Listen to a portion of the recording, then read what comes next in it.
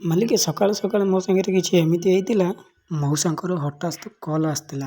ମାଲିକେ ଖାଇବା ଏଠି ବଢ଼ା ହେଇଥିଲା, ହେଲେ ଖାଇବା ଛାଡ଼ିକି ମୋତେ ମଉସାଙ୍କ କତିକି ଯିବାର ଥିଲା। ଜଲ୍ଦି ମୁଁ ବାହାରିଗଲି ମଉସାଙ୍କ କତିକି। ମଉସାଙ୍କ କତିରେ ପହଞ୍ଚିକି ତାଙ୍କୁ ଧରେଇଦେଲି ସ୍କୁଟି। ମାଲିକେ ସ୍କୁଟି ବିନା ତ ମଉସାଙ୍କ ଗାଧୁଆ ଅଧୁରା ଥିଲା, କାହିଁକିନା ଟିକି ଭିତରେ ଗୋଟେ ମହେଶର ସ୍ୟାଣ୍ଡେଲ୍ ଥିଲା। ସେଠି ମୁଁ ଜଲ୍ଦି ପଳେଇ ଆସିଥିଲି, କାହିଁକିନା ମୋତେ ଭୋକ ପ୍ରବଳ ଲାଗିଥିଲା। ରୁମ୍କୁ ଆସି ମୁଁ ସିଙ୍ଗଡ଼ା 2 ପିସ୍ ଆଣିଥିଲି।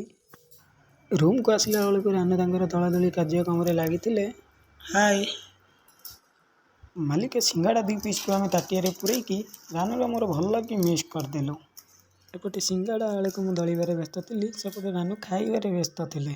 ଖାଇବାଟି ଆଜି କିଛି ଆମର ଏମିତି ଥିଲା, କାହିଁକିନା ଖାଇବାଟା ଆଜି ପୁରା ଜବରଦସ୍ତ ଥିଲା। ଚାଲ ସାଙ୍ଗମାନେ ଯିବା ଖାଇବା। ସିଙ୍ଗଡ଼ା ଆଳୁକୁ ମୁଁ ଗୋଟେ ଟେଷ୍ଟ କରିବାକୁ ଯାଉଛି।